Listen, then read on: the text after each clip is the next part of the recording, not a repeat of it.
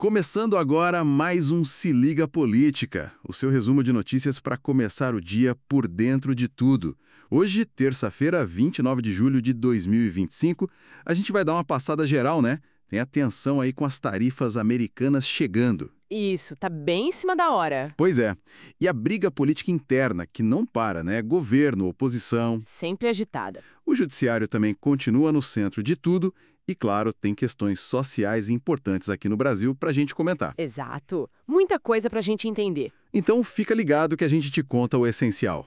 Vamos começar por essa questão das tarifas americanas. 1º de agosto tá aí, né? Tá batendo na porta. São aquelas tarifas de 50% que o Trump impôs sobre produtos brasileiros. O clima de bastante apreensão, viu? Imagino. E o que o governo brasileiro está fazendo? Ouvi falar numa negociação em reserva. O que seria isso? Então, segundo o vice-presidente, o Geraldo Alckmin, é uma tentativa de diálogo mais discreto, sabe? Talvez para conseguir alguma exceção, um adiamento, algo assim de última hora. Uma cartada final, talvez. É, pode ser. Mas, ao mesmo tempo, o ministro Fernando Haddad já confirmou que existe sim um plano de contingência. Ah, então já estão se preparando para o pior cenário. Exatamente, para tentar ajudar as empresas que vão ser mais afetadas, né? Provavelmente com algum tipo de suporte financeiro, fiscal, para segurar a onda. Entendi. E essa pressão externa acaba respingando aqui dentro, na política, né? Com certeza. A coisa esquenta.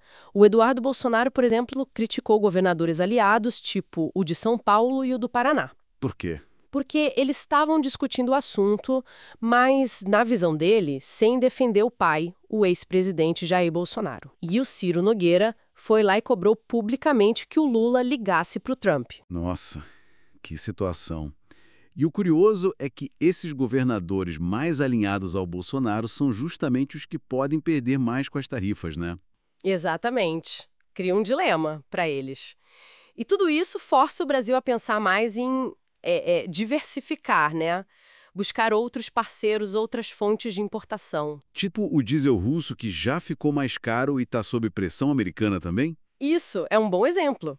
Essa dependência fica mais arriscada num cenário instável como esse. Bom, mudando um pouco de assunto, mas ainda na política. Como está o governo Lula internamente, além dessa crise das tarifas? Olha, o governo tem tentado destacar pontos positivos, né? Comemoraram a saída do Brasil do mapa da fome, dizendo que foi resultado direto das políticas deles. E na economia? Na economia, o ministro Haddad continua falando da reforma tributária, projetando que vai ser a maior da história e que sai até o fim do mandato. Teve até um pequeno lapso do Lula, né? Chamou Arthur Lira de Renan. Acontece. Talvez a pressão do dia a dia. E do lado da oposição? Como está o cenário para o bolsonarismo? Bem, o foco principal é a situação jurídica do ex-presidente Jair Bolsonaro, né? O julgamento dele no Supremo Tribunal Federal está se aproximando daquela data simbólica, o 7 de setembro. E há risco real de condenação? As análises que a gente viu indicam que sim, é uma possibilidade real. Falam até em penas que podem chegar a 40 anos. É algo bem sério. Pesado. Mas ele continua ativo politicamente? Sim, ele não parou. Logo que saiu do governo, ele incentivou aquela ideia de uma comissão parlamentar de inquérito contra o ministro Alexandre de Moraes e o próprio Supremo. E para hoje mesmo, terça-feira, ele anunciou que vai participar do que chamou de última motociata de sua vida. E o Eduardo Bolsonaro segue na linha de frente das críticas? Segue sim, ele tá bem vocal, se consolidando ali como uma figura de sucessão, né? Mantendo a base mobilizada. Isso nos leva de volta ao judiciário, principalmente o Supremo Tribunal Federal e o ministro Alexandre de Moraes. Eles continuam no olho do furacão, então? Continuam. As críticas são muitas, acusações de que a corte teria, tipo assim, usurpado o papel do Congresso, sabe? E falam em excentricidades judiciais por parte do Moraes. Que tipo de medidas geraram mais polêmica? Aquela de cercar a Praça dos Três Poderes com grades, por exemplo, e determinar que militares que são réus usem roupa civil nas audiências. Isso gera muita controvérsia, críticas de parcialidade, de autoritarismo. De colonistas, associações? Entendo. E as investigações sobre a tentativa de golpe, elas avançaram? Elas seguem andando. Tiveram depoimentos importantes de militares recentemente. Um deles confirmou que repassou uma suposta carta golpista. Sério? Sim. Outro militar investigado na defesa disse que uma reunião dos chamados Kids Pretos era só um evento social, nada demais. E um terceiro depoimento chegou a apontar o próprio ministro Moraes como um fator crítico na época. É bem complexo. Nossa, muitos fios soltos ainda. Saindo um pouco de Brasília, que outras questões sociais chamaram a atenção? E em São Paulo, surgiram críticas bem fortes sobre a alta letalidade policial. Falam em desestruturação de políticas de controle, citam a Operação Escudo como um exemplo negativo. E as câmeras nos uniformes?